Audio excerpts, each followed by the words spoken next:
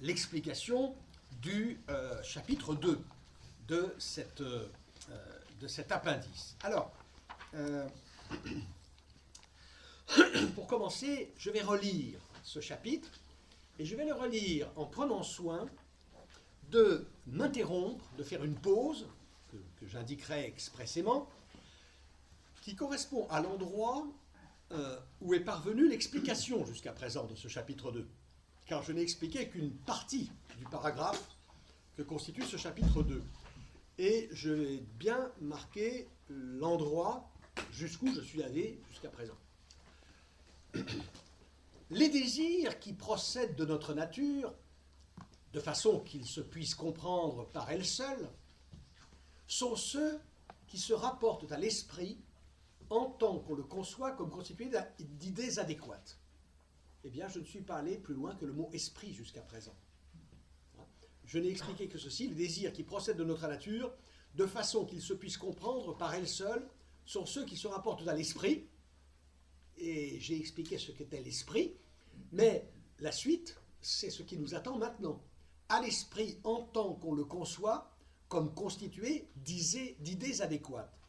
Puisque cette idée d'adéquation, cette notion d'adéquation, qui se trouvait déjà dans le chapitre 1, n'a pas du tout encore été élucidée. Ce sera le travail à partir de maintenant. Je continue. Quant aux autres désirs, ceux qui ne procèdent pas de notre nature, ils ne se rapportent à l'esprit qu'en tant qu'ils conçoivent les choses inadéquatement. Leur force et leur accroissement, à ces désirs, leur force et leur accroissement doivent être définis par la puissance non de l'homme, mais des choses qui nous sont extérieures. C'est pourquoi les premiers sont appelés actions droites, les désirs qui procèdent de notre nature.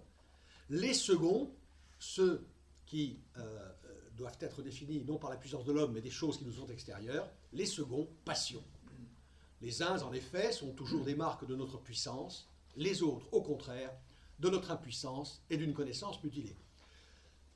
Je pense que d'avoir marqué la césure, le point où nous sommes parvenus jusqu'à présent, doit vous faire mesurer l'allure de tortue, d'escargot, je ne sais pas, à laquelle nous avançons, à laquelle j'avance, à laquelle je choisis d'avancer. Je pourrais aller plus vite, je pourrais aller beaucoup plus doucement. Donc, j'essaie de tenir, disons, une espèce de zone moyenne dans le rythme de la progression. Donc, à partir de maintenant, j'entre donc dans le deuxième moment de cette explication du deuxième chapitre, et je vais réfléchir sur cette notion d'idée adéquate et d'idée inadéquate. Donc, alors, idée adéquate, idée inadéquate.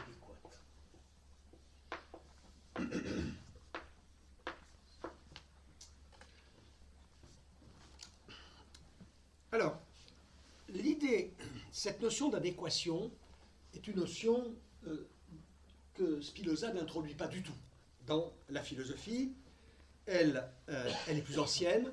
On peut, disons, en situer l'origine dans les questions de philosophie, dans la philosophie médiévale, dans ce qu'on appelle quelquefois la philosophie scolastique, la philosophie qu'on enseignait dans les universités européennes, dominée pendant longtemps, mais pas toujours d'ailleurs, pas durant tout le Moyen-Âge, mais durant longtemps, et jusqu'à l'époque moderne, jusqu'à Descartes, Spinoza et quelques autres, par la philosophie d'Aristote.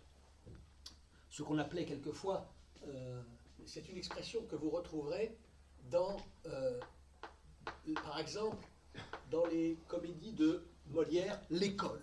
L'école, cela veut dire l'université, en tant qu'elle est dominée, on veut dire même tenue par la philosophie d'Aristote, la philosophie qu'on appelait aussi péripatéticienne. Alors, voilà une notion, la notion d'adéquation, dont vous allez voir que, d'une certaine façon, et très largement, elle correspond à des idées qui nous sont parfaitement familières, qui ont même un caractère extrêmement banal, et qui pourtant vont devoir, tout en conservant ces termes d'adéquat et d'inadéquat, qui vont devoir être modifiés, transformés, approfondis, précisés, de façon à déboucher sur une signification, la signification spinoziste, qui va aller très loin au-delà du sens que la philosophie a donné à ces termes jusqu'à Spinoza. Alors je vais d'abord commencer par exposer la notion traditionnelle, l'idée traditionnelle de l'adéquation. Et vous allez voir que ici, vous allez vous trouver en terrain tout à fait connu et même, on va dire, parfaitement familier à chacun. Alors,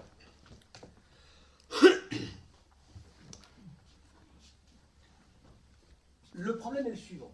Il y a nos esprits, la pensée, l'ordre des idées.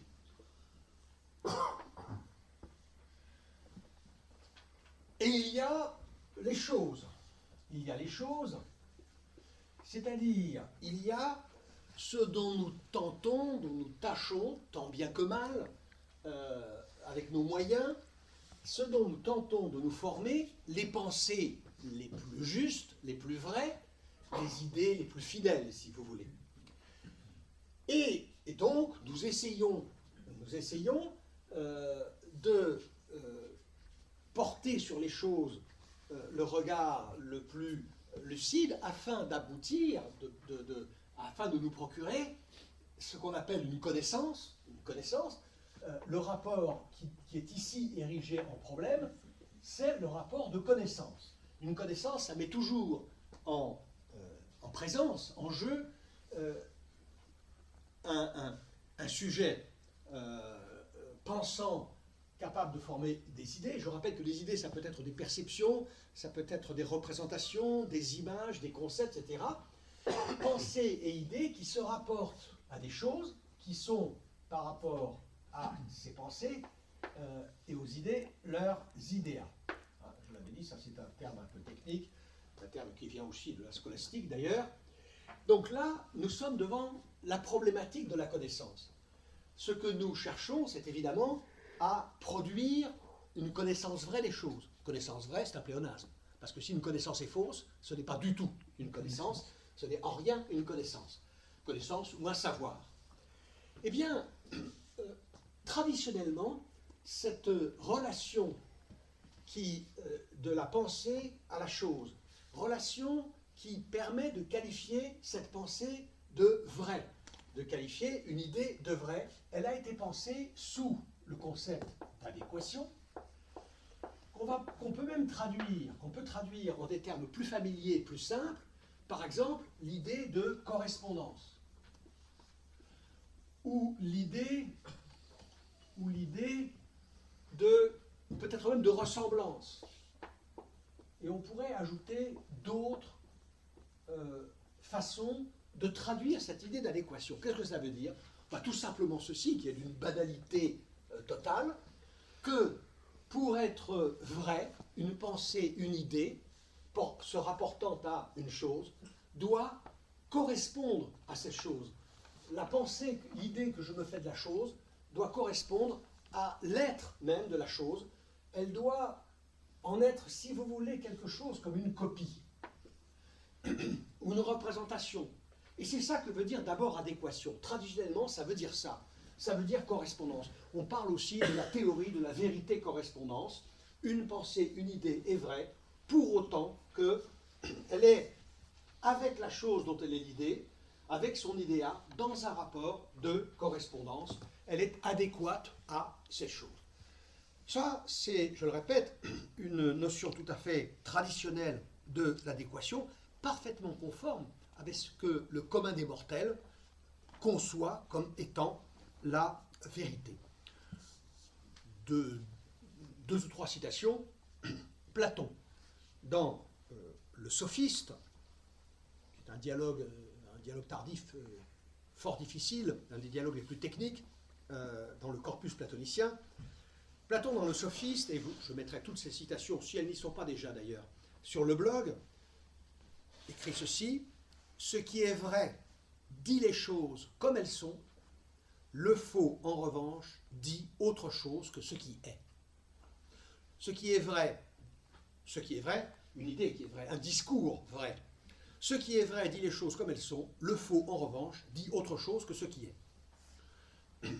Descartes, dans une lettre à quelqu'un qui a eu à cette époque une importance assez grande dans le savoir européen et dans ce qui s'appellerait aujourd'hui la recherche, le révérend père Marin Mersenne, qui était une espèce de boîte aux lettres pour l'Europe savante du XVIIe siècle, qui était au carrefour de multiples pensées, de multiples recherches, et qui a correspondu abondamment avec Descartes. Dans une lettre du 16 octobre 1639, Descartes écrit à Mersenne: « Ce mot de vérité, en sa propre signification, dénote la conformité de la pensée avec l'objet. Ce mot de vérité, en sa propre signification, dénote la conformité de la pensée avec l'objet. » À tous les termes que j'ai écrits ici, on peut ajouter conformité. Voilà, conformité. Bien, la vérité comme propriété d'une pensée, d'une idée ou d'une affirmation, eh bien, elle se définit par cette relation qu'on pense dans le vocabulaire philosophique de préférence sous le concept d'adéquation, concept qui correspond en réalité, qui coïncide, on peut dire, avec des termes, avec des notions qui nous sont les plus familières. Spinoza lui-même s'approprie cette conception de la vérité, il la reprend et il l'assume. Il l'assume puisque on lit au tout début de l'éthique, c'est l'axiome numéro 6 de la première partie. Première partie, éthique, première partie, axiome 6. L'idée vraie doit convenir avec ce dont elle est l'idée. L'idée vraie doit convenir avec ce dont elle est l'idée. Un nouveau terme, convenance. Convenance.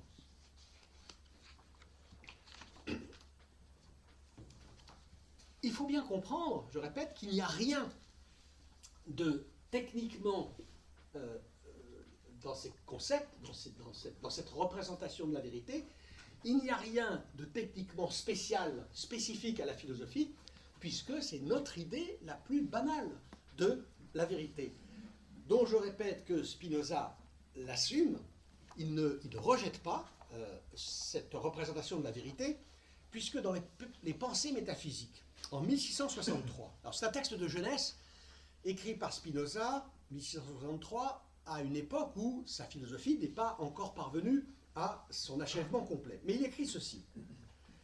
Et ça, je pense qu'il ne le renierait pas. Il ne le renierait pas, puisque, je répète, axiome 6 de la première partie de l'éthique, l'idée vraie doit convenir avec ce dont elle est l'idée. Alors il écrivait ceci dans les pensées métaphysiques, 1663. La première signification, donc, de vrai et de faux, semble avoir tiré son origine des récits, si vous voulez, des témoignages. Et l'on a dit vrai, un récit quand le fait raconté était réellement arrivé, faux quand le fait raconté n'était arrivé nulle part. Plus tard, les philosophes ont employé le mot pour désigner, le mot de vérité toujours, pour désigner l'accord ou le non-accord d'une idée avec son objet. Et là, vous avez encore un terme nouveau, accord. Plus tard, les philosophes ont employé le mot pour désigner l'accord ou le non-accord d'une idée avec son objet. Ainsi, on appelle idée vraie celle qui montre une chose comme elle est en elle-même, fausse celle qui montre une chose autrement qu'elle est en réalité. Les idées ne sont pas autre chose en effet que des récits ou des histoires de la nature dans l'esprit. Histoire ici, ça veut dire description, ça ne veut rien dire d'autre que compte-rendu ou description. Les idées ne sont pas autre chose en effet que les récits ou des histoires de la nature dans l'esprit. Et de là, on en est venu, alors ça c'est une remarque annexe, mais qui a aussi son intérêt, Et de là où on en est venu, à désigner d'eux-mêmes par métaphore des choses inertes. Ainsi, quand nous disons de l'or vrai ou de l'or faux, comme si l'or qui nous est présenté racontait quelque chose sur lui-même, ce qui est ou n'est pas en lui. Et c'est vrai que là j'ai parlé de la vérité comme propriété d'une pensée, d'une idée, d'un discours, mais c'est vrai que vrai et faux sont des adjectifs que nous collons aux choses elles-mêmes. Vous allez dire par exemple, alors, du vrai or ou du faux or, vous allez dire c'est un vrai Van Gogh ou c'est un faux Van Gogh. En vérité, il y a un petit raccourci, une ellipse, et peut-être un peu légèrement un abus à appliquer les adjectifs vrai et faux à des choses, mais c'est possible, dit Spinoza, parce que nous regardons la chose comme implicitement nous disant quelque chose d'elle-même. Ça brille, et la brillance même me dit c'est de l'or. Et c'est toujours donc un discours dont il s'agit.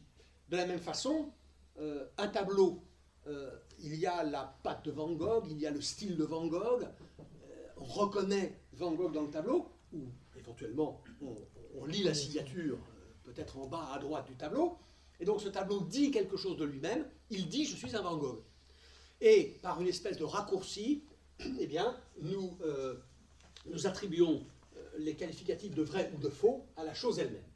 Toujours est-il que le rapport de connaissance est un rapport qui met en relation une pensée avec des choses en tant que cette pensée peut être adéquate, conforme aux choses, qu'elle peut leur convenir, qu'elle peut ressembler, en être considérée comme la copie, etc.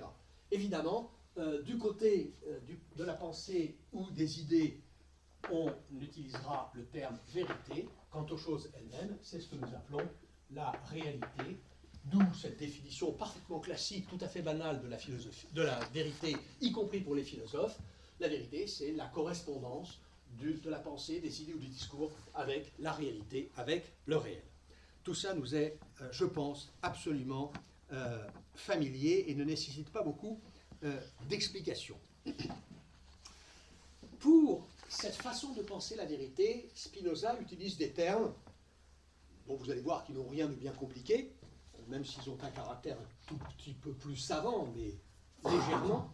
Il dit ceci, voilà, là nous sommes devant une façon de concevoir, de penser la vérité, qui consiste à juger de la vérité d'une idée à partir d'une détermination qu'il appelle extrinsèque. Extrinsèque, qu'est-ce que ça veut dire? Extrinsèque, cela veut dire ceci, que la vérité de l'idée, la vérité de la pensée, se juge en effectuant cette opération qu'on pourrait appeler une comparaison de l'idée elle-même à quelque chose d'extérieur, à quelque chose d'autre, à quelque chose qui est hors de l'idée, qui est autre que l'idée, et qui est hors de ce lieu où se forment les idées, la pensée. Si vous voulez, il y a les pensées qui sont dans ma tête, et puis il y a les choses qui sont dehors. Eh bien, penser, former dans ma tête des idées vraies, c'est former des idées qui ont cette propriété extrinsèque de correspondre, d'être conforme, de convenir à des réalités qui sont extérieures à l'idée. Si vous voulez, ça veut dire tout simplement ceci, c'est que si je pense qu'il fait jour ou qu'il fait beau, ou que le soleil brille, bah, ce que je dois faire pour m'assurer de la vérité de cette pensée, bah, c'est aller voir à l'extérieur, dehors. Par exemple, j'ouvre la fenêtre, j'ouvre la porte, et je regarde si dehors, à l'extérieur, eh bien, j'ai un spectacle qui valide ce qui se passe, ce qui a surgi, ce qui a fleuri dans ma tête, mes idées. Ça, c'est ce que Spinoza appelle détermination extrinsèque de l'idée. La vérité est ici définie comme une détermination, ou si vous voulez, détermination, ça veut dire d'une certaine manière de définir, hein, déterminer, définir, remarquez que c'est exactement le même mot, hein, terminer, finir. Eh bien, définir, comme nous l'avons fait, la vérité, c'est la définir relativement à quelque chose qui n'est pas l'idée et à quoi l'idée doit être semblable, ressembler, ce dont elle doit être éventuellement une copie. Ça, c'est notre donc, définition traditionnelle de la vérité. Le monde extérieur est dehors, mes idées sont dans ma pensée, au-dedans. Eh bien, penser vrai, c'est bien penser, penser vrai, c'est former des pensées qui sont dans ce rapport d'adéquation, ressemblance, correspondance, copie, conformité, etc., avec la réalité extérieure. Alors, ce qui veut dire que pour juger de la vérité d'une idée, il faut, pour valider une idée en tant qu'elle est vraie, ou éventuellement pour l'invalider et établir qu'elle est fausse, il faut aller voir du côté de la réalité, aller voir du côté de la chose, de l'idéa, ce qu'il en est, pour simplement s'informer de ce rapport de correspondance ou de non-correspondance. Alors, Spinoza, je le répète, ne récuse pas cette idée de la vérité. On va dire il l'intègre. Il l'intègre à sa propre façon de concevoir la connaissance, à sa propre théorie de la connaissance. Car c'est ça que nous faisons en ce moment. Nous réfléchissons sur ce qu'on appelle en philosophie une théorie de la connaissance. Jusqu'à la dernière fois, nous étions dans la théorie de l'être, ontologie. C'est l'objet, en gros, de la première partie de l'éthique. Avec la deuxième partie, on entre dans la théorie de la connaissance, qui est, alors, traditionnellement dans la philosophie, un passage obligé, une pièce qui ne manque, je crois qu'on peut dire, qu'aucune pensée, aucune doctrine qui peut être identifiée comme philosophique ne peut faire l'économie d'une théorie de la connaissance. Ce qu'on appelle quelquefois, on utilise, ça c'est un terme technique, gnoséologie. Gnoséologie, alors le terme est transparent quand on a un peu fréquenté la langue grecque. Logie, alors ça veut dire connaissance rationnelle comme dans biologie, géologie, archéologie, etc. Connaissance rationnelle, réflexion rationnelle sur ou étude rationnelle de gnosis, la connaissance. Et oui, c'est que la connaissance est quelque chose que nous avons besoin de connaître, au sens où nous avons besoin, si nous prétendons connaître, si nous prétendons savoir, et de fait, l'esprit a cette prétention à former des idées qui sont des connaissances, il a cette prétention à produire des savoirs, eh bien, nous sommes dans l'obligation de nous demander qu'est-ce que c'est qu'une connaissance, qu'est-ce que c'est qu'un savoir, qu'est-ce qui mérite d'être identifié comme savoir, qu'est-ce qui ne le mérite pas, est-ce qu'il n'y a pas des choses qui passent en contrebande, par exemple, sous l'étiquette connaissance ou savoir, et qui ne sont en vérité que autre chose, moins bien, par exemple des croyances, peut-être, hein. Eh bien, il nous faut une gnoséologie. Je répète, la théorie de la connaissance occupe une place plus ou moins importante, quantitativement et puis aussi qualitativement, selon les systèmes philosophiques, selon les pensées philosophiques. Il faut savoir qu'il y a même des philosophies dont la théorie de la connaissance, dont la gnoséologie débouche sur la conclusion qu'il n'y a pas de connaissance possible, qu'il n'y a pas de connaissance qui puisse prétendre à cet idéal de vérité qui est pourtant attaché à la notion même de connaissance. Il y a toute une tradition sceptique dans l'histoire de la philosophie, dont la gnoséologie, mais cette tradition sceptique n'est pas dépourvue d'une théorie de la connaissance. Elle a une théorie de la connaissance, qui est une théorie de la méconnaissance, qui est une théorie qui débouche sur la conclusion que non, connaître, c'est une ambition à laquelle il faut renoncer. Mais je ne pense pas, je le répète, qu'il existe une seule philosophie, quelque chose qui peut être qualifié de philosophie, qui ait pu se passer d'une théorie de la connaissance. Et cela est vrai même des philosophies dont le but explicite, dont le but assumé est plutôt situé du côté pratique, du côté éthique, éventuellement du côté politique, par exemple. Il est évident, par exemple, que si vous prenez une philosophie comme celle de Jean-Jacques Rousseau, vous apercevrez que la théorie de la connaissance n'y occupe pas une très grande place. Rousseau s'intéresse beaucoup plus aux problèmes politiques, par exemple, ou à la morale. Oui, mais il a quand même une théorie de la connaissance. Il en a quand même une qu'il expose de façon assez systématique, brève, parce qu'il n'a pas, je dirais, énormément de choses très très nouvelles à dire, mais qu'il expose dans ce passage de ce traité Émile ou de l'éducation intitulé Profession de foi du vicaire savoyard. Donc lui aussi a sa théorie de la connaissance. Et par exemple, dans la philosophie stoïcienne, qui est une philosophie dont le but, dont la visée explicite est le bonheur, la vertu, la vie bonne, eh bien, il y a une théorie de la connaissance, et même une théorie de la connaissance, on va dire, fort consistante. Il y a des philosophies pour lesquelles, à l'inverse, la dimension gnoséologique tend à prendre une place considérable. Alors, je ne vais pas multiplier les exemples, on pourrait en prendre beaucoup. Et pour revenir sur le scepticisme, quand vous lisez Montaigne, c'est presque tout du long une réflexion gnoséologique à effet, à conséquence, à débouché sceptique. Alors, donc, nous nous trouvons maintenant là au cœur de ce qu'il faut appeler la théorie spinoziste de la connaissance, la gnoséologie spinoziste, objet de la deuxième partie de l'éthique. Alors,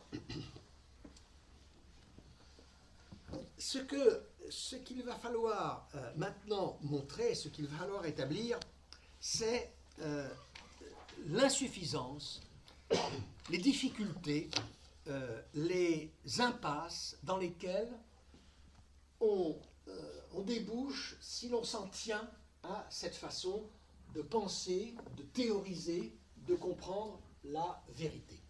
Je répète, Spinoza ne répudie pas cette idée d'adéquation comme correspondance, ressemblance, etc. Je répète encore une fois cet axiome 6 de la première partie, l'idée vraie doit convenir avec ce dont elle est l'idée.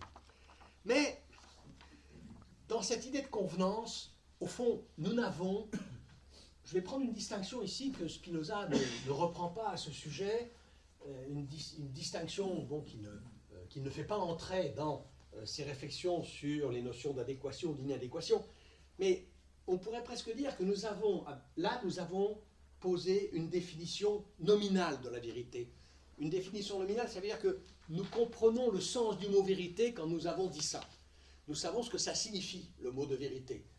Nous avons une idée, mais qui, si vous voulez, n'a de valeur que sémantique. Nous savons ce que veut dire le mot, mais nous ne savons pas encore véritablement ce qu'est la chose. Et nous ne savons par conséquent pas non plus en quoi consiste et ce qu'est l'erreur. Parce qu'il faudra bien aussi que nous réfléchissions sur l'erreur. Et donc, cette définition nominale de la vérité, elle est recevable, mais il nous faut une définition réelle, c'est-à-dire une définition qui pénètre dans la chose même qu'est la vérité. La chose en latin, ça se dit res, c'est ce que veut dire réel. Il nous faut une définition qui pénètre dans l'essence même de la vérité et qui ne nous dise pas simplement, voilà, quand on dit vérité, on comprend ceci. Oui, c'est ça qu'on comprend, c'est ça que tout le monde comprend et que Spinoza comprend aussi. Mais ça ne nous dit pas, si vous voulez, comment ça fonctionne la vérité, comment ça marche. Et c'est ça qu'il va falloir maintenant essayer de dire. Et pour le savoir, c'est-à-dire pour déboucher sur l'idée vraie de la vérité, pour déboucher sur une gnoséologie satisfaisante, c'est-à-dire une gnoséologie, ça vous le devinez, je suppose, qui va déboucher sur la conclusion que la vérité est une propriété intrinsèque de l'idée.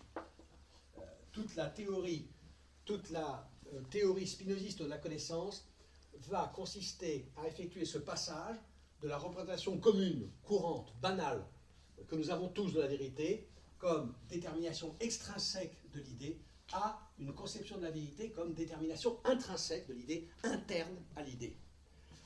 Et c'est ça que je vais essayer d'expliquer maintenant. Mais avant de l'expliquer, il faut commencer par montrer dans quelles difficultés, dans quelles apories nous précipite cette idée traditionnelle.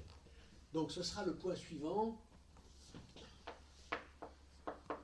Donc, difficulté de cette conception traditionnelle. Conception traditionnelle de la vérité comme correspondance. Et, bien sûr, bien sûr, ici, ça va être un tout petit peu plus difficile, parce que forcément, nous ne pouvons pas ne pas éprouver quelques difficultés à nous débarrasser d'une idée qui nous est aussi familière, aussi immédiate, et qui est aussi universellement partagée de la vérité. Alors, Spinoza n'effectue pas très explicitement ce détour. Ce détour qui consiste à montrer qu'une telle théorie de l'adéquation est en fait une théorie naïve et qui se condamne à l'impuissance de comprendre la réalité de la vérité.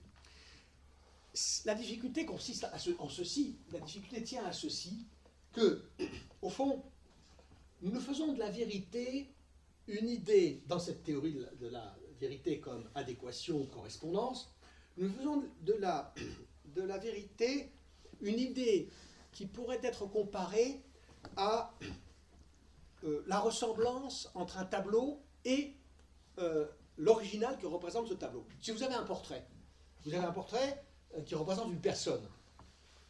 Si la personne est vivante, si vous pouvez entrer en contact visuel avec cette personne, eh bien vous pourrez vous assurer facilement de la qualité du portrait. Est-ce que c'est un bon portrait? Est-ce que c'est un portrait qui dit la vérité de cette personne ou pas? Pourquoi? Parce que vous avez deux images qui tombent sous le sens de la vue, et que vous pouvez comparer l'une à l'autre, il n'y a aucune difficulté à ça. Eh bien, la théorie de la vérité, correspondance, adéquation, pensée, comme je l'ai fait jusqu'à présent, revient à se faire de l'idée de vérité une conception qui est fondée sur cette idée d'une ressemblance, d'une comparaison possible entre l'original et la copie. L'original, la personne en chair et en os, la copie, le portrait. Eh bien, cette opération de comparaison, qui est possible dans le cas du portrait ou de la copie, elle n'est pas possible dans le cas de la connaissance en général des choses, et voici pourquoi. Pour cette raison qu'il est impossible à l'esprit, par principe, il est impossible à l'esprit de sortir de lui-même pour aller s'assurer de la correspondance de l'idée qu'il a de quelque chose en comparant cette idée à la chose elle-même. L'esprit, par principe et par définition, ne peut pas sortir de lui-même. C'est évident, par exemple, dès que vous considérez une réalité matérielle. L'esprit ne se transporte pas dans une chose matérielle pour aller voir si l'idée qu'il a dans la tête ressemble ou ne ressemble pas à la chose telle qu'elle est matériellement, réellement. C'est tout à fait exclu. Il est certain que nous avons une idée, par exemple, de la planète Pluton. Nous savons des choses sur Pluton, mais ce que nous savons sur Pluton, ce n'est certainement pas parce que nous sommes allés vérifier sur Pluton la correspondance de nos idées de Pluton avec ce qu'il en était en réalité. Pourquoi? Parce que nous n'avons jamais reçu de Pluton aucune information qui ne soit elle-même une pensée, qui ne se présente elle-même à nous comme une pensée. C'est-à-dire que nous avons envoyé, par exemple, une sonde voyager à la proximité de Pluton. Nous avons conçu cette sonde de façon à ce qu'elle reçoive de la planète certaines informations, des informations optiques, mais aussi des informations thermiques, des informations reposant sur certains types de radiation. Et nous avons pensé la sonde de façon à ce qu'elle reçoive ces informations et que nous puissions, nous, traiter ces informations sur le mode, et seulement sur le mode de la pensée. Là, notre pensée ne peut pas se transporter dans Pluton, pas plus que, par exemple, notre pensée ne peut se transporter à l'intérieur du noyau terrestre. Mais nous savons des choses sur le noyau terrestre. Et si nous les savons, et surtout si nous savons qu'elles sont vraies, ce qui revient au même, parce que savoir des choses sans savoir qu'elles sont vraies, ce n'est pas les savoir. Mais si nous savons des choses sur le noyau terrestre, c'est bien sûr parce que nous avons des moyens d'effectuer certaines vérifications, certaines validations, mais ce n'est pas parce que notre pensée s'est transportée à l'intérieur du noyau terrestre où nous n'avons jamais mis les pieds. Et d'ailleurs, il serait impossible d'effectuer directement et immédiatement quelques vérifications que ce soit, quelques observations que ce soit. On ne peut pas aller voir dans le noyau terrestre ce qui se passe, ce n'est pas possible.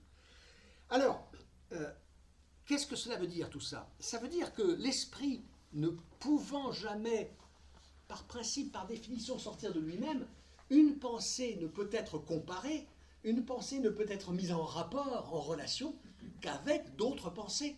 Jamais avec la chose elle-même, seulement avec d'autres pensées. Ça veut dire que, par exemple, je vais mettre en relation une hypothèse ou une perception avec d'autres perceptions. J'ai, par exemple, une perception de la Voie lactée quand je regarde le ciel nocturne et qu'il fait clair. J'ai une perception de la Voie lactée.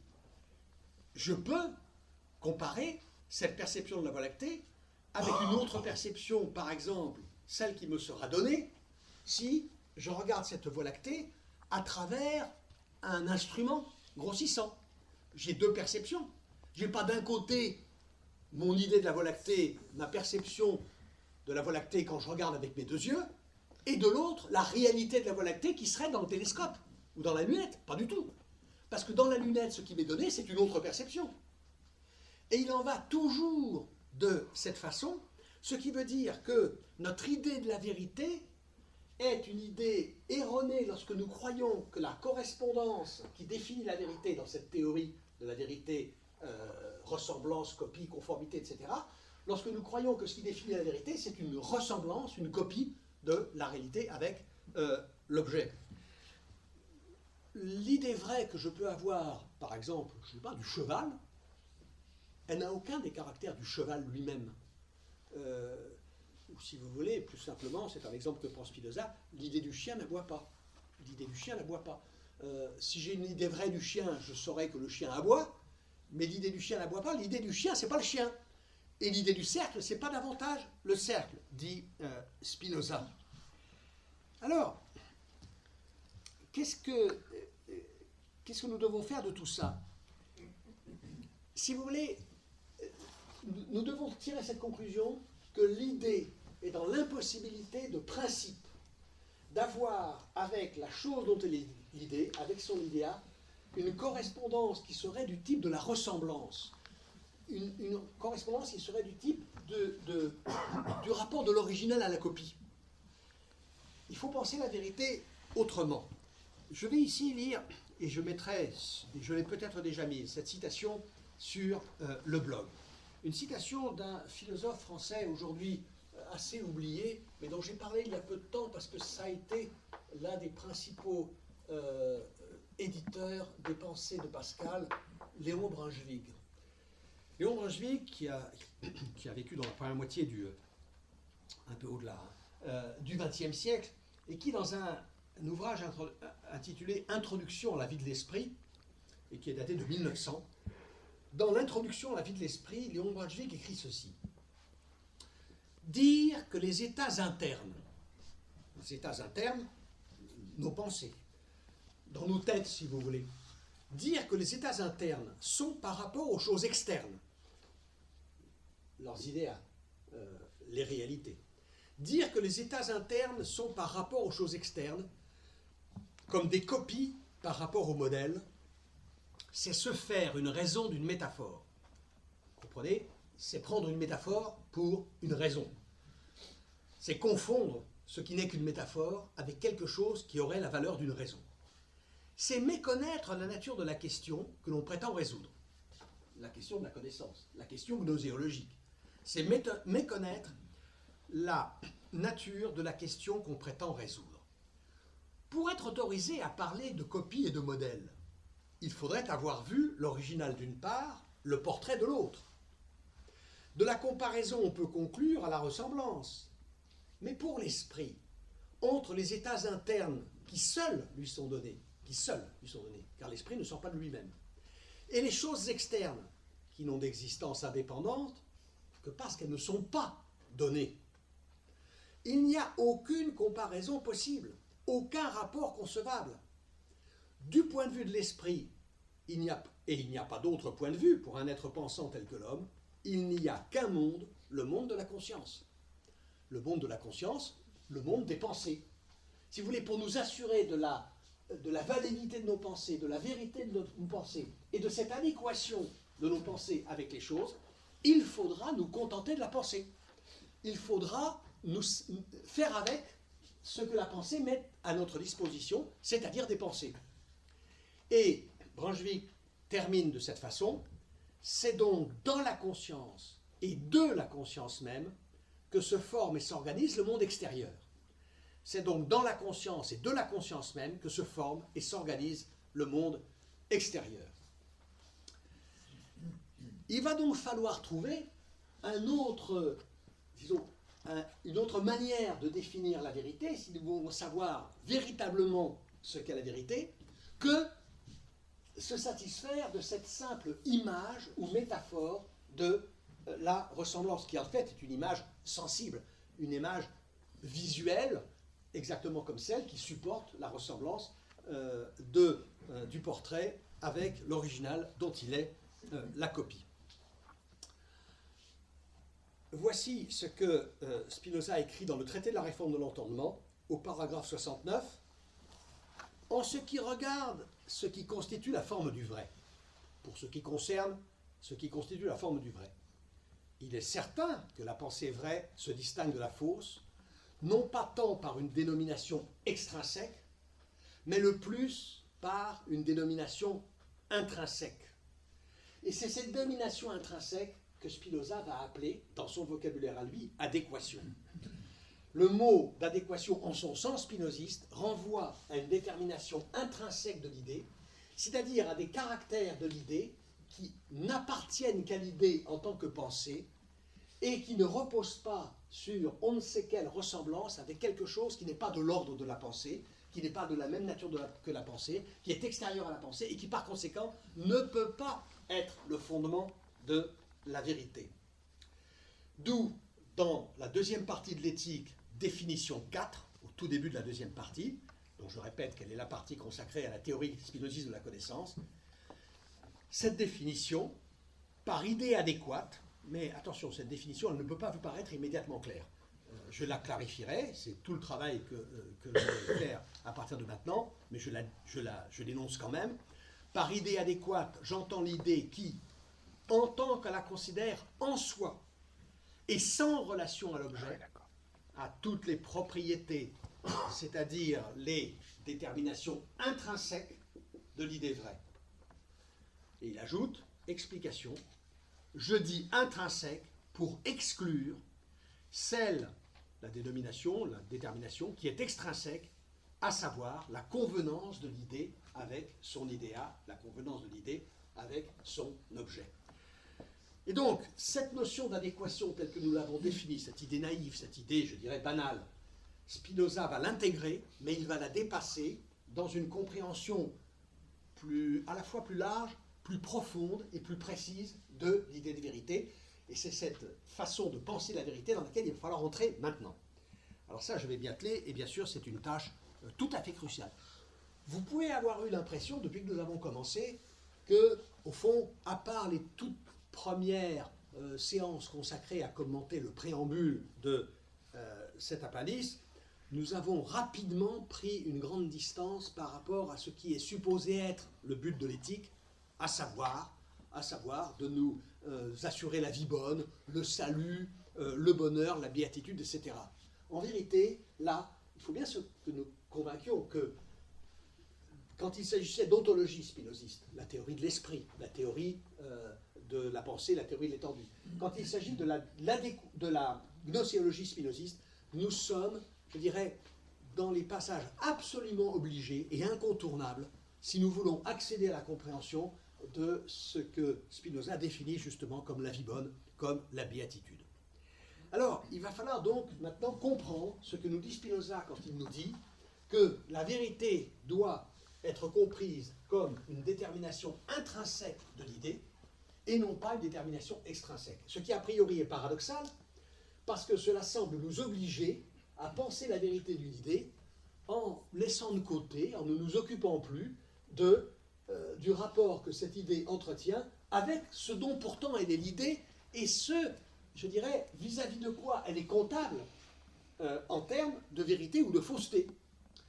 Alors, c'est ce que je vais m'efforcer de faire maintenant, mais pour cela, je vais passer, non pas directement à l'idée d'adéquation, je vais passer par ce qui en est l'opposé, c'est-à-dire l'idée d'inadéquation. Ah, ça, je vais être obligé de définir ce qu'il faut entendre par idée inadéquate. Alors, les idées inadéquates, et alors, j'écris le titre et il s'explicitera un peu plus loin, les idées inadéquates, c'est-à-dire l'imagination. Alors, ici, il faut être très attentif parce que lorsque je prononce le mot imagination, et lorsque vous lisez dans le texte spinoziste, si vous lisez l'éthique, le mot imagination, vous pensez immédiatement, nécessairement, et moi aussi, hein, nous sommes tous dans ce cas, nous pensons tous immédiatement et nécessairement à quelque chose qui nous est parfaitement familier, parce que quelque chose que nous possédons, que nous avons. Alors nous en avons plus ou moins, nous l'avons plus ou moins riche, plus ou moins féconde, mais de l'imagination, tout le monde en a. Bon, il y a ceux qui en ont trop, il y a ceux qui n'en ont pas assez, qui en manquent. Comme disait, c'est Malebranche qui disait, elle est assez riche, assez pauvre. L'imagination, et bon, il est traditionnel de dire que ceux qui en ont beaucoup font plutôt de très bons artistes, et que ceux qui en ont moins, au profit par exemple d'autres facultés, comme peut-être l'intelligence, font des bons scientifiques. Il y a beaucoup là-dedans certainement d'approximations, voire de préjugés. Pour l'instant, je n'insiste pas là-dessus. Mais définissons un peu quand même ce que nous entendons par imagination au sens le plus commun. Une distinction archi-classique, et qui ne vous posera aucune difficulté, nous invite à, disons, concevoir deux sortes d'imagination qu'on va appeler pour la première reproductrice et pour la seconde créatrice. Pour l'imagination reproductrice, c'est très simple, c'est très simple. Si je vous demande d'imaginer la façade de la mairie de Tarbes, moi, je pense que vous n'aurez guère de mal. Peut-être certains peuvent-ils imaginer avec la même facilité le Grand Canyon du Colorado. D'autres imagineront tout aussi facilement la Joconde de Léonard de Vinci. Ça, c'est l'imagination reproductrice. L'imagination reproductrice, il ne vous est demandé, ou plutôt cette faculté ici, cette capacité, eh bien, ne produit rien d'autre qu'une reproduction d'un spectacle qui vous a déjà été offert, qui vous a déjà été présenté. Imagination reproductrice, ce n'est pas en général d'ailleurs celle-ci que nous considérons comme véritablement, je dirais, représentative de la façon la plus intense de ce que nous mettons sous le mot imagination. Quand nous disons de quelqu'un qu'il a beaucoup d'imagination, c'est plutôt à son imagination créatrice que nous faisons référence, c'est-à-dire à la puissance de produire des fictions. À la puissance de produire des fictions. Cette imagination dont nous créditons, par exemple, les écrivains d'une grande prolixité, ceux qui imaginent des mondes extraordinaires, pas seulement d'ailleurs forcément des écrivains de science-fiction. Il y a des gens qui ont beaucoup d'imagination dans, par exemple, le traitement romanesque des choses les plus réalistes ou les plus banales même. Bref, l'imagination créatrice, c'est celle que vous allez solliciter pour ajouter à ce que peut vous représenter l'imagination reproductrice, quelque chose qui est une innovation qui procède de la puissance de cette faculté que vous portez en vous et qui s'appelle l'imagination. Alors, qu'est-ce qui se passe? Si je vous demande, par exemple, d'imaginer la façade de la mairie de Tarbes, c'est l'imagination reproductrice. Mais il faudra mobiliser votre imagination créatrice si vous vous imaginez, par exemple, je ne sais pas, voilà, toute la façade de la mairie de Tarbes peinte en rose, voilà, entièrement rose. Là, il vous faut un peu d'imagination créatrice. Mais je peux aussi vous demander d'imaginer, à la place de la façade de la mairie de Tarbes, le château de la Belle-au-Bois-Normand, ou d'imaginer l'Empire State Building à la place de la mairie de Tarbes. Là, votre imagination créatrice, elle fonctionne sur le mode de la recombinaison. De l'imagination reproductrice simple, on s'en sert tout le temps. C'est l'exemple que prenait Alain avec ses élèves du lycée Henri IV, pour que ceux qui savent un peu où il est, au sommet de la montagne Sainte-Geneviève, là, derrière le Panthéon, qui leur disait, imaginez le Panthéon. Il n'y a pas un élève du lycée Henri IV qui passe devant tous les jours, voire 3 fois, 4 fois par jour, qui ne puisse imaginer le Panthéon. Bon, cette imagination créatrice, évidemment, elle a un rapport immédiat avec une faculté que tout le monde connaît, qui est la mémoire. L'imagination créatrice, c'est la mémoire.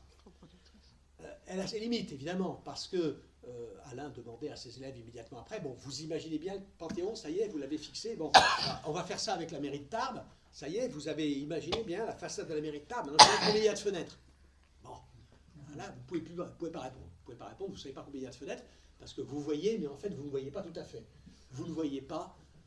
Vous voyez assez clairement, mais vous ne voyez pas, pour reprendre une distinction cartésienne, vous ne voyez pas très distinctement la façade de la mairie de Tarbes. Donc cette imagination reproductrice, c'est tout simplement la mémoire.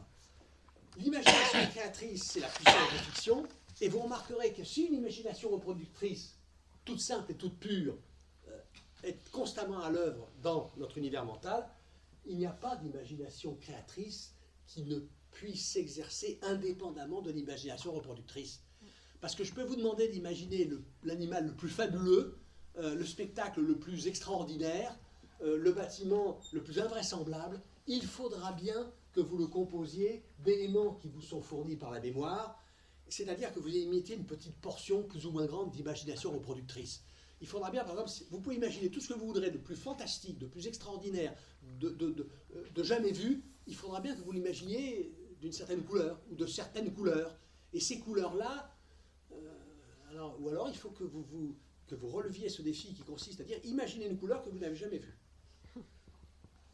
Bon, est-ce que vous êtes capable d'imaginer une couleur que vous n'avez jamais vue?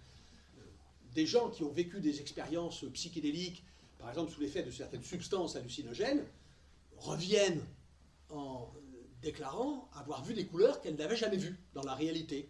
Et je vous avoue que je n'ai aucune raison de mettre leurs paroles en doute. Mais on pourrait peut-être, par exemple, si on ne met pas leurs paroles en doute, si elles sont parfaitement sincères, on pourrait mettre leur mémoire en doute, c'est possible. Ou leur perception instantanée sur le moment. Bon, je laisse ces questions de côté. Je ne suis pas très habilité à en parler parce que je ne suis pas spécialiste de ces questions. Puis en plus, je dois vous dire que du côté des substances hallucinogènes, je n'ai pas une expérience très riche. Hein, donc, ou alors avec des substances de la plus grande banalité, mais pas les plus... C'est facile, hein. Dans la petite pellicule rouge qui recouvre cette amanite tumouche qui pousse en abondance dans nos forêts jusqu'aux montagnes à l'automne, il y a de la muscarine, qui est une molécule extrêmement proche de la mescaline. Bon, la mescaline, on ne présente pas. Hein. Bon, c'est quand même quelque chose d'assez connu. Puis il n'y a pas que ces champignons-là, il y en a bien d'autres dans notre univers immédiat. Bref, imagination reproductrice, imagination créatrice, je pense que c'est clair pour tout le monde. Bon, ben maintenant, vous oubliez tout ça. Voilà. Vous oubliez tout ça, parce que quand Spinoza écrit imagination, quand il nous parle d'imagination, c'est pas ça. Voilà, c'est pas ça. Je ne dis pas qu'il n'y a aucun rapport, je ne dis pas que ça ne se rejoint pas par certains aspects, mais c'est pas ça. Ça n'est pas ça. L'imagination n'est pas, pour Spinoza, une faculté, c'est-à-dire une capacité, une puissance, qui résiderait dans notre esprit, une puissance de faire certaines choses, reproduire du déjà vu ou inventer du jamais vu. Ce n'est pas une puissance de faire certaines choses à côté, dans l'esprit, d'autres puissances de faire d'autres choses. Par exemple, un entendement qui serait une puissance de comprendre, une mémoire qui serait une puissance de fixer, puis de réactiver des choses passées. Ou par exemple, une volonté qui serait une puissance, une certaine puissance en nous, de prendre des résolutions et de s'y tenir. De cette volonté d'ailleurs aussi, qu'on dira comme de l'imagination, comme de l'intelligence, comme de la mémoire, qu'on en a plus ou moins. Eh bien, ces facultés, ces espèces de capacités qui seraient contenues dans l'esprit, qui seraient des éléments, des constituants de l'esprit, un peu comme, si vous voulez, dans un établissement privé ou public, vous avez des services qui font ceci ou cela, un service du personnel, un service financier, un service de je ne sais pas quoi.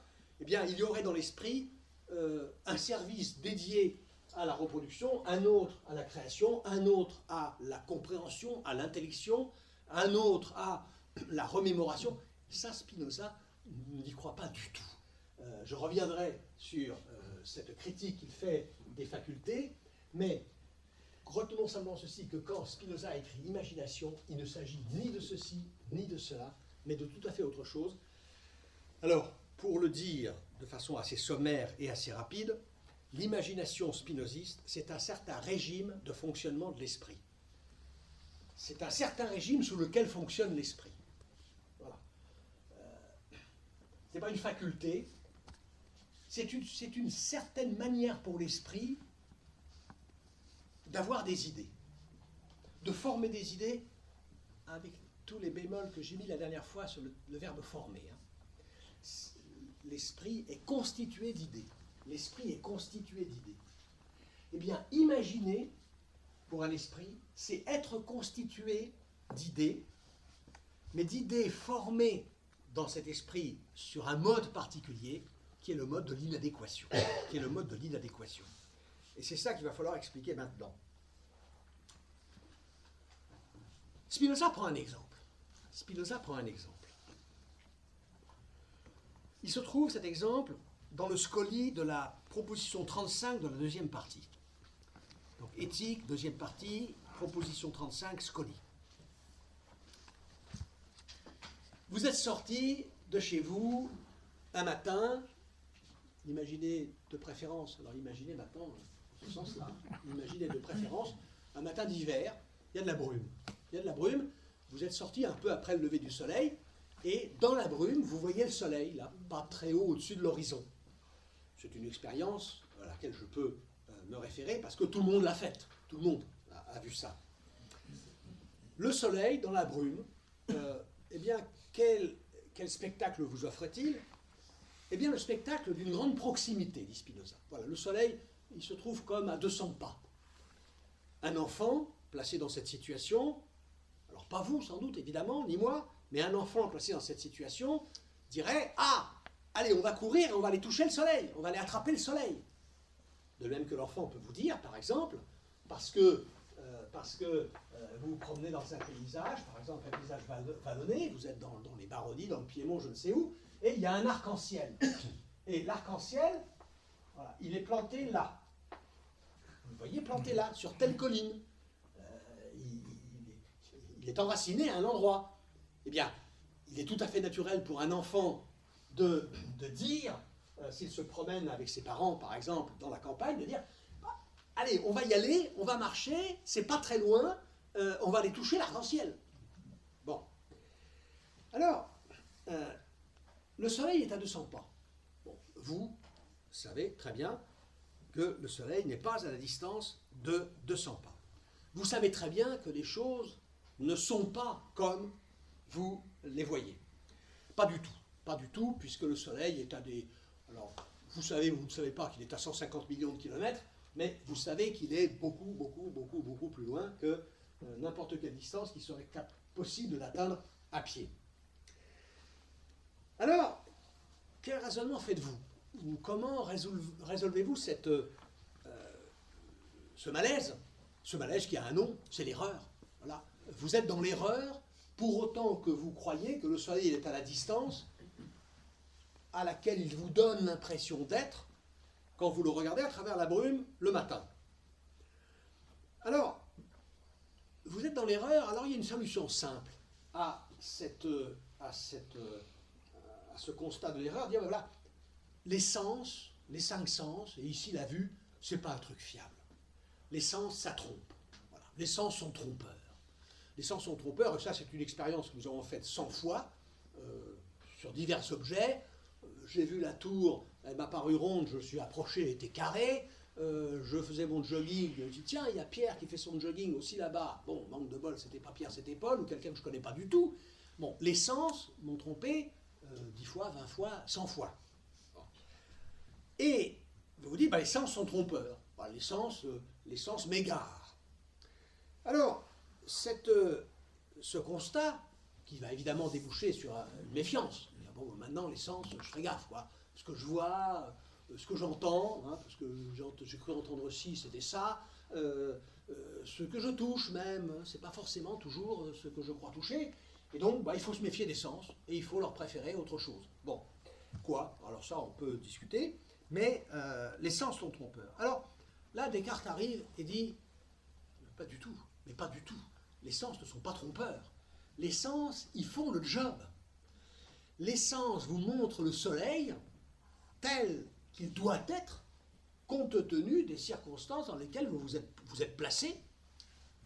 Il y a telle texture de l'atmosphère, il y a de la brume, il y a un soleil qui a telle propriété, vous êtes vous par rapport à la brume, par rapport au soleil, par exemple dans tel rapport géométrique, la brume s'interpose de telle façon, avec telle épaisseur, entre vous et le soleil, eh ben, vous voyez avec vos yeux ce que vos yeux ne peuvent que voir. Et donc, Descartes dit non, les sens ne vous ont pas trompé du tout. Ce ne sont pas les sens qui sont coupables de l'erreur, c'est vous qui êtes coupable de l'erreur. Et comment êtes-vous coupable de cette erreur? De la façon suivante.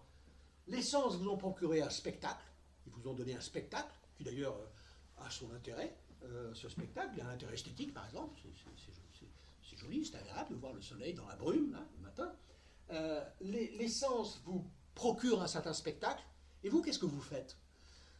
À partir de ce spectacle, si vous formez l'idée que le soleil ne descend pas, ce qui ne vous arrivera probablement pas, mais dans d'autres circonstances, c'est bien ce qui s'est passé, à partir de ce spectacle, vous formez un jugement.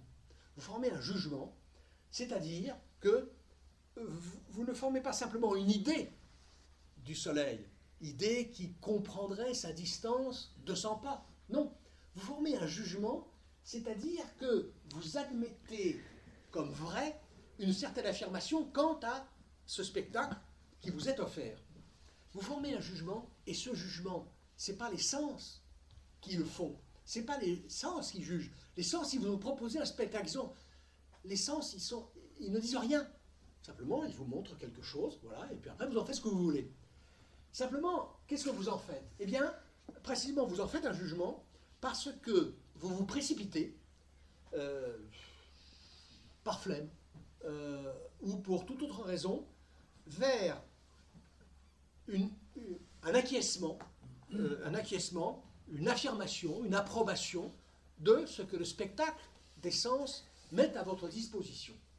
Et donc ici, le coupable, ce ne sont pas les sens, ce n'est pas votre sensibilité, c'est votre volonté. C'est votre volonté. Ou plutôt, ce n'est pas tellement votre volonté qui est coupable, c'est l'usage que vous en faites. Vous avez une volonté libre qui est à votre disposition, qui est une volonté dont vous êtes le maître. Une volonté qui, en l'occurrence, dans les circonstances que je viens d'évoquer, devrait vous permettre d'arrêter le jugement, de suspendre le jugement, de le mettre entre parenthèses. Oui, c'est vrai, le spectacle qui m'est donné suggère que le soleil pourrait bien être rattrapé si je marchais assez longtemps ou assez vite en direction de l'endroit où il se trouve. Ici, votre volonté devrait arrêter ce jugement, parce que la volonté se fait pour ça aussi. Hein. Attention, la volonté, ce n'est pas simplement fait pour décider, pour entreprendre, pour continuer, pour persévérer, voire pour s'obstiner. C'est aussi fait pour s'arrêter. La volonté, ce n'est pas simplement ce qui vous permet de faire de grands efforts pour obtenir ce que vous désirez. C'est aussi ce qui doit vous arrêter quand, par exemple, vous êtes menacé de satisfaire un désir dont vous savez qu'il ne faut pas le désirer. La volonté, ce n'est pas simplement ce qui vous fait fouiller toute la journée dans les soldes pour voir quel est le produit le plus avantageux. La volonté, c'est aussi ce qui vous dit, bon voilà, la porte de ce magasin, tu ne la franchis pas, parce que la carte bleue a assez chauffé aujourd'hui, et par conséquent, bon bah, voilà, on arrête. Eh bien, là, vous devriez arrêter quelque chose, dit Descartes, mais vous vous précipitez. Alors, ça peut être par flemme, simplement parce que vous avez la flemme d'examiner de près cette idée qui vous est présentée du soleil, pour savoir si elle possède à un degré suffisant les titres de légitimité qui devraient être vérifiés avant de lui ouvrir la barrière, avant de lui ouvrir la porte. Vous ne laissez pas entrer n'importe qui chez vous. Eh bien, vous ne devriez pas non plus laisser entrer n'importe quelle idée dans votre esprit. Et si par exemple quelqu'un vous dit, voilà, je vais entrer chez vous, je vais parcourir la maison parce que je suis mandaté, je ne sais pas moi, j'ai apporté à l'EDF, je ne sais pas quoi, et donc je vérifie votre installation. Vous allez peut-être lui demander quand même de vous présenter quelques documents officiels attestant sont droits à pénétrer chez vous, a fortiori si cette personne élève des prétentions particulières, je ne sais pas, par exemple de perquisitionner, etc. Eh bien, une idée devrait être examinée avant d'être admise dans l'esprit et admise comme vraie, selon les critères que Descartes appelle clarté et distinction. Clarté et distinction. La clarté, ça s'oppose à l'obscurité. La distinction, ça s'oppose à la confusion. Il faut que ce soit clair. Bon, je vois clairement, par exemple, voilà, vous êtes au champignon. Vous voyez un truc par terre. Bon, il vaut mieux d'abord que vous voyez clairement que c'est un champignon et pas un serpent, par exemple. Bon, vous voyez que c'est un champignon et pas un serpent enroulé. Vous pouvez avoir une vision claire de ce champignon, mais pas une vision très distincte au sens où, par exemple, les différents aspects de l'objet qu'est ce champignon, vous n'allez pas bien les séparer, ça restera flou. Donc, la clarté, je dirais, c'est le sentiment immédiat de la présence irrécusable. Vous ne savez pas très bien si c'est un hêtre, si c'est un chêne, si c'est un platane, mais clairement c'est un arbre. Pour savoir si c'est l'une ou l'autre de ces essences d'arbres, il faudra que l'idée qui vous est proposée, la perception qui vous est donnée, accède à un niveau plus élevé de distinction. Il faudra mettre au point, si vous voulez que ce soit moins flou. Il faudra distinguer les parties, distinguer la forme des feuilles, etc., la façon dont les branches sont disposées sur l'arbre, etc. Eh bien, dit Descartes, voilà, qu'est-ce qui nous arrive? Il nous arrive que nous accueillons dans l'esprit, par un jugement qui vaut affirmation, des idées dont nous n'avons pas suffisamment vérifié la clarté et la distinction, soit parce que nous avons eu la flemme, parce que nous sommes paresseux, soit parce que nous étions prévenus. Nous étions prévenus. Dans le premier cas, nous avons jugé par précipitation.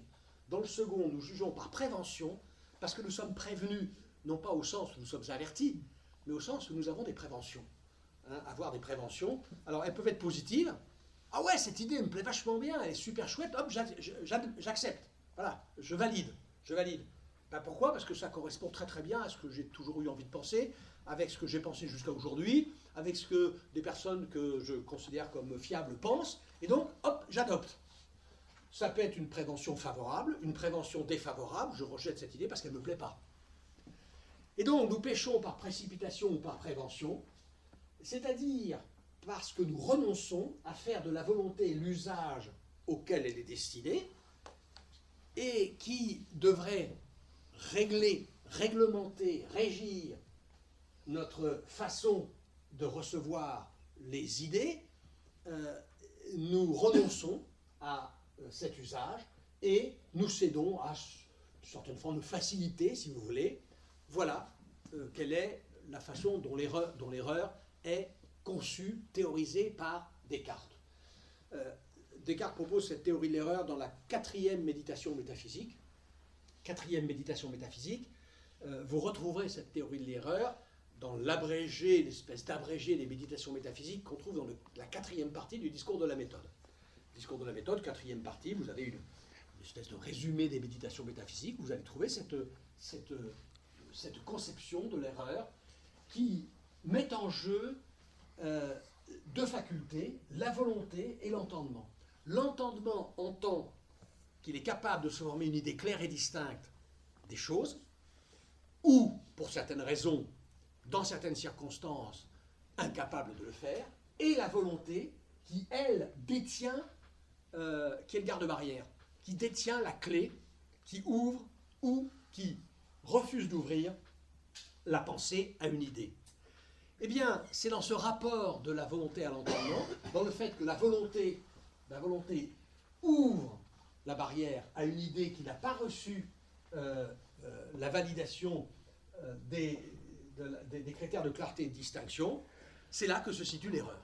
L'erreur tient à un excès de la volonté par rapport à l'entendement. C'est-à-dire que notre entendement est limité, bon, il n'est pas toujours très opérationnel, ces opérations sont obscurcies par un certain nombre d'événements qui se produisent dans notre esprit, je ne sais pas, par des désirs, par des peurs, par des passions diverses, des émotions, et la volonté use de ce pouvoir infini qui est le sien de suspendre le jugement, de renoncer à juger, aussi bien que pouvoir d'adopter, et voilà, nous ouvrons précipitamment la barrière et nous nous trompons.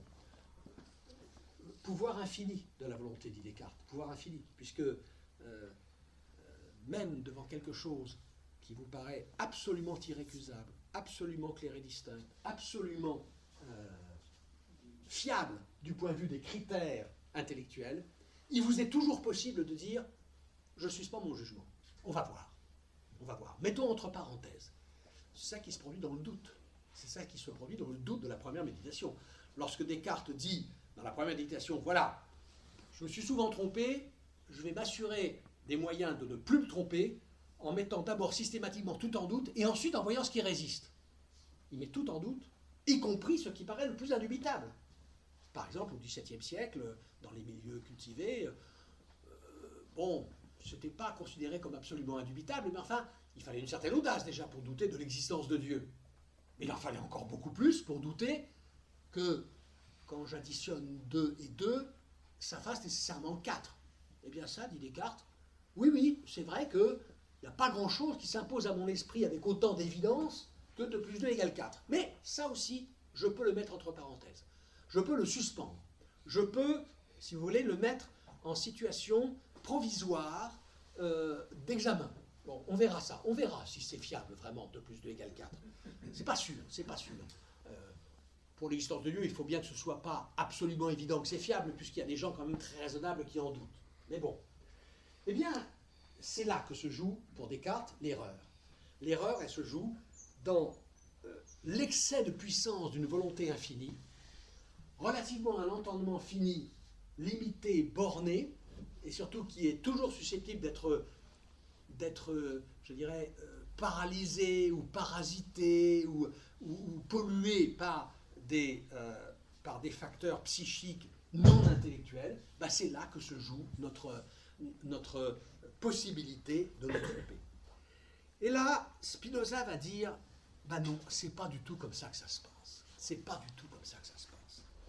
Évidemment, cette théorie de l'erreur, elle a de quoi nous séduire quand même, parce que c'est vrai que cette théorie cartésienne de l'erreur, elle correspond assez bien à une expérience que nous avons de nos erreurs, des erreurs que nous avons commises. Ah oui, j'ai jugé trop vite, c'est vrai. Je me suis laissé séduire par ce qu'une idée avait de plaisant, ou j'ai résisté à cette idée parce que pour des mauvaises raisons, parce qu'elle contredisait mes habitudes, elle contredisait mes goûts, elle contredisait mes tendances profondes, etc.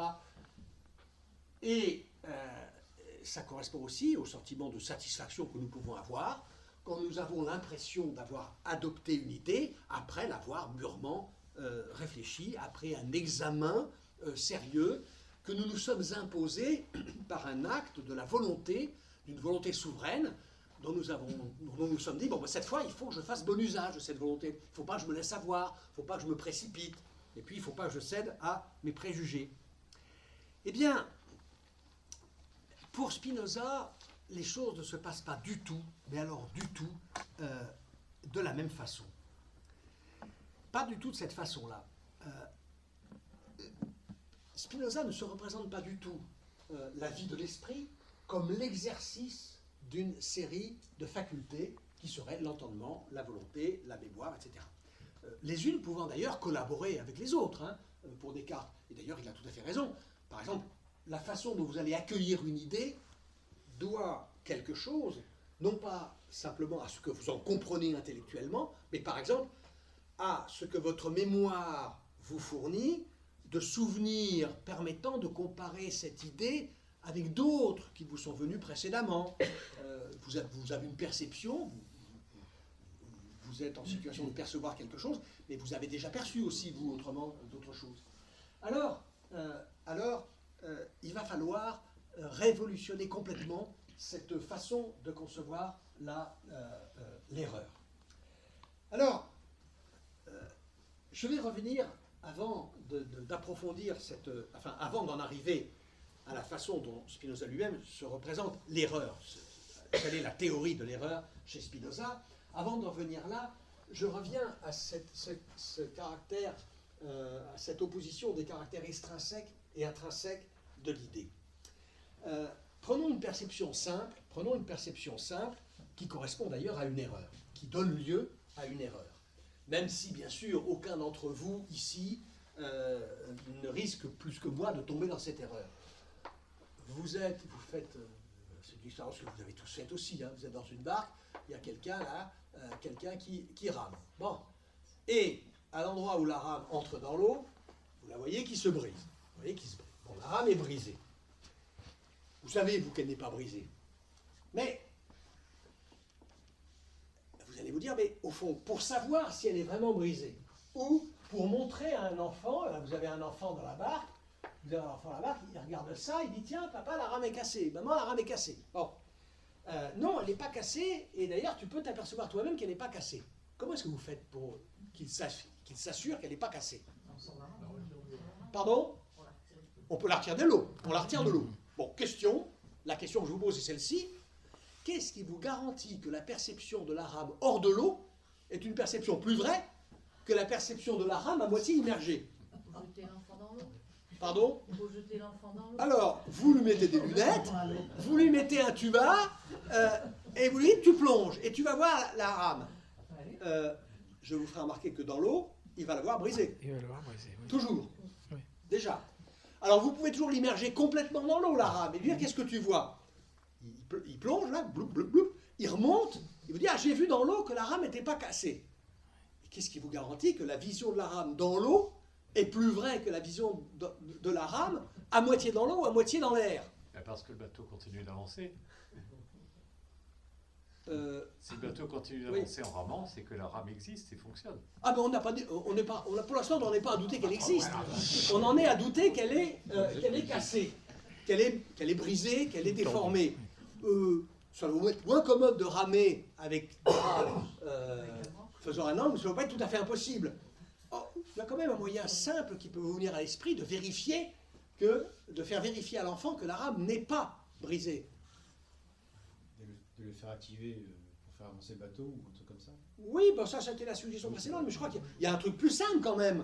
De la faire rentrer, de la faire sortir et de voir que la brisure elle change d'endroit. Alors là vous allez dans une autre direction. Vous allez dans une autre direction qui est certainement la bonne direction, mais pas trop vite.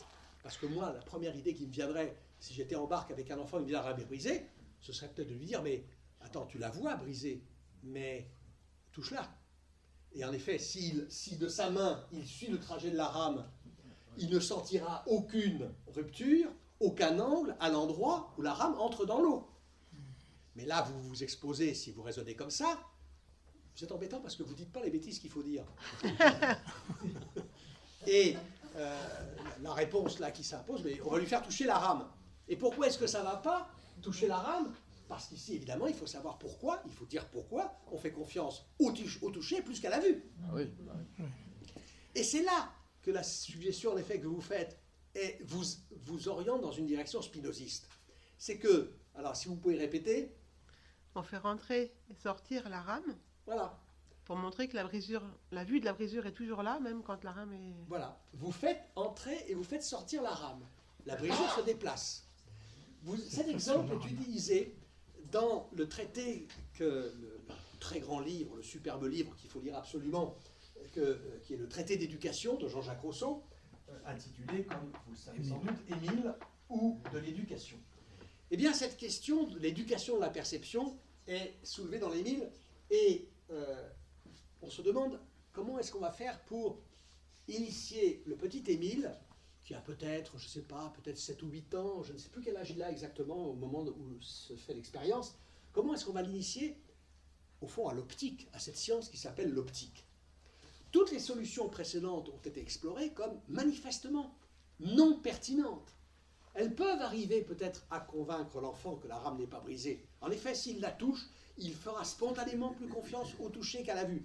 C'est d'ailleurs peut-être pas stupide de réagir comme ça, mais ça ne lui permettra pas de comprendre. Qu'est-ce qu'on fait?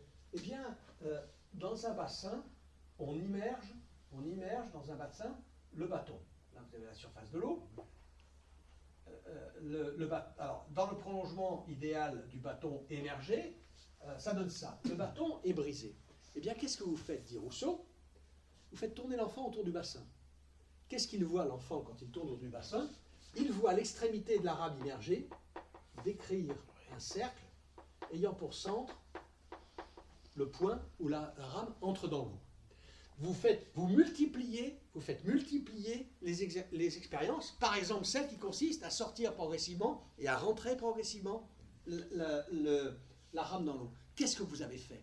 Vous avez mis l'idée de la rame brisée, la perception de la rame brisée, en présence d'autres perceptions, d'autres idées. Vous n'êtes pas sorti de la pensée, vous n'êtes pas allé voir comment était la rame en réalité, ce qui n'est pas possible, parce que vous ne voyez pas plus la rame en réalité quand vous la touchez, ou quand vous la voyez sous l'eau, que quand vous la voyez à moitié immergée, c'est-à-dire brisée. Donc vous multipliez les points de vue. Vous multipliez les points de vue, vous multipliez les perceptions. Vous multipliez les perceptions. Et vous comparez ces perceptions entre elles, et vous pouvez commencer à réaliser cette opération, mais qui n'est plus une opération des sens, mais qui est une opération purement intellectuelle, qui consiste à mettre les perceptions les unes en rapport avec les autres. C'est-à-dire que vous commencez, il s'agit que le petit Émile, il ne s'agit pas que le petit Émile substitue à une idée fausse de la rame brisée l'idée vraie de la rame non brisée. Ça, c'est dire, je vais prendre dans ton esprit une idée fausse, je vais la sortir et je vais mettre à la place une idée vraie. Donc, il s'agit de faire comprendre quelque chose. Parce que s'il tourne autour du bâton brisé, en tournant autour du bassin, il va être en mesure de comprendre au sens étymologique, c'est-à-dire de prendre ensemble, c'est en latin cum prendere, prendre ensemble les perceptions diverses, les points de vue variés qu'il a eus sur l'objet, les intégrer dans un acte intellectuel de compréhension. Et c'est ça que, je vous en donne une idée par cet exemple, c'est ça que Spinoza va nous faire comprendre comme étant la connaissance vraie. La connaissance vraie, c'est ça. Ce n'est pas éjecter une représentation non ressemblante, non correspondante de l'idée à la chose, c'est mettre les idées, les perceptions, les représentations, les images, les concepts en relation, en rapport les uns avec les autres, dans un acte de compréhension, je répète au sens intellectuel, de prendre ensemble. De prendre ensemble. Et c'est là que se situe à la fois la théorie de l'erreur et la théorie de la vérité. Nous comprendrons ce que c'est qu'une erreur et nous comprendrons ce que c'est que le rapport vrai aux choses lorsque nous aurons compris que pour s'assurer de la vérité d'une idée, il faut passer par les idées et non pas par cette fantasmatique et impossible comparaison de l'idée à la chose elle-même. Voilà ce que je développerai la prochaine fois. Ce sera c'est le travail qui nous attend et s'approcher ainsi de l'idée spinoziste, à la fois de l'erreur et de la connaissance. Voilà. N'hésitez pas à me bombarder de questions par Internet et éventuellement aussi à me faire par Internet toutes les suggestions que vous voudrez sur le déroulement de ces séances. Vous pourriez me dire, mais il faut que les questions soient posées, par exemple, je ne sais pas, en début de séance, systématiquement, ou en fin de séance, qu'on réserve à quelle heure. On a un peu tout essayé ici, parce qu'on a commencé, je le rappelle, il y a 30 ans, en 1993. Certains étaient là, donc je connais le visage. On a commencé il y a 30 ans, on a essayé diverses choses. Bon, certains les regrettent peut-être, d'autres disent non, ce n'était pas la bonne solution. N'hésitez pas à me faire ce genre de suggestions. Voilà, je vous remercie.